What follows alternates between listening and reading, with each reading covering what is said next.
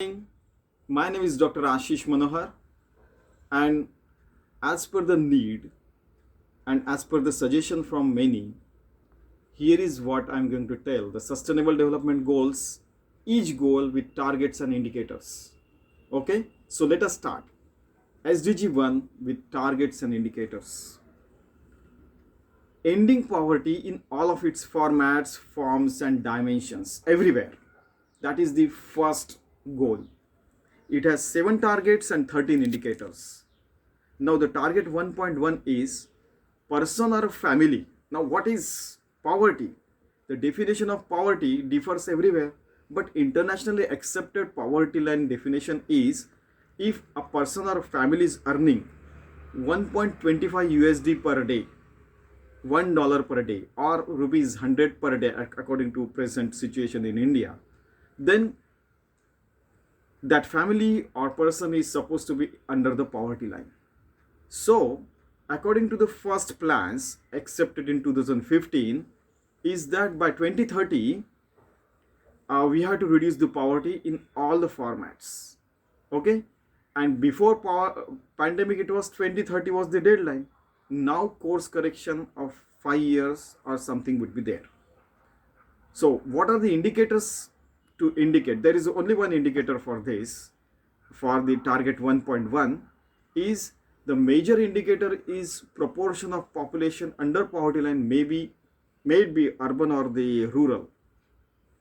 Proportion of population. Okay.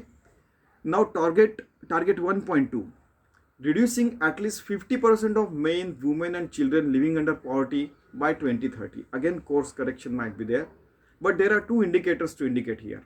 Okay, by age or by any other dimensions, people living under their national poverty line forms, and that is the major indicator.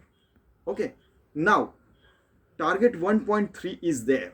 First goal, third target is sustainable social protection could be provided to all the poor and vulnerables by 2030. What does the only one indicator for that, and what is that indicate?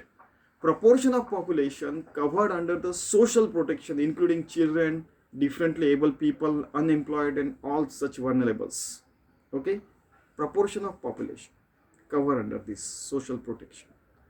Now target 1.4, all men, women, poor have equal rights to resources, services, ownership, inheritance, control, financial, and technology. All inclusive, it means. What do the 2 indicators indicate? First indicates that household get their basic services, amenities, and second indicator is that they have the legal documents of all what they own, and they have the legal rights to their lands, and it clarifies all the dimensions as a citizen of that country. Now target 1.5, building resilient poor for all weather conditions. They are resilient, all the poor and of course vulnerable people as well, for financial or economic or social or climatic vulnerabilities or shocks and disasters, earthquakes and whatever it may happen.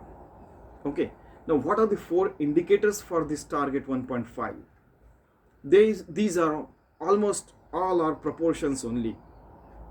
There are 4 indicators. First is number of deaths per 100,000 or 1 lakh as we say, number of missing person per 100,000.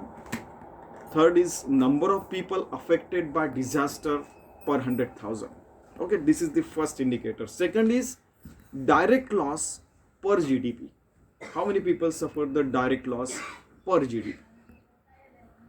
Third indicator is number of nations having disaster management strategies. For example, India has the disaster management system and strategy as well, out of 193 total members at present. Okay, this is third indicator. And fourth is number of local governments inside that country per national disaster management strategies.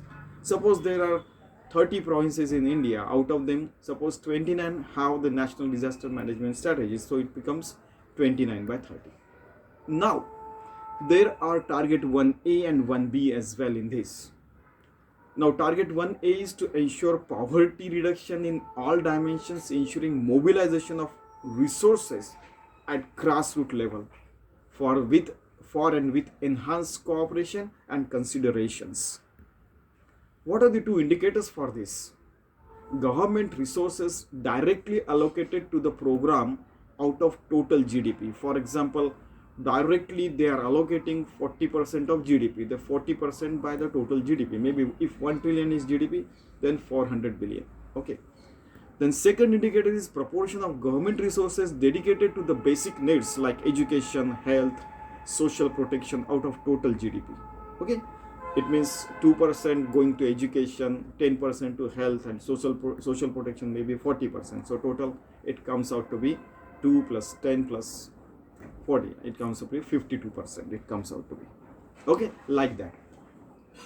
Now target 1B is pro-poor policies with inclusiveness in focus and supporting investment at all the levels. It should not be like that. The investment is there, $1 trillion, but it is in these things only, which is not reaching at the grassroots level. Okay, so pro-poor policies.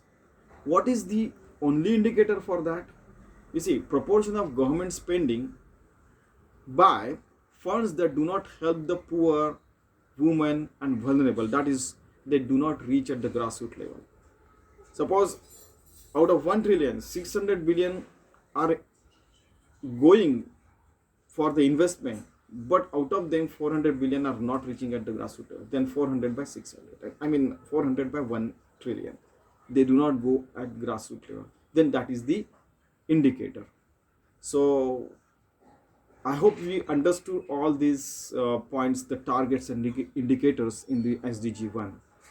If any questions are there or any suggestions are there, you are welcome. Thank you very much.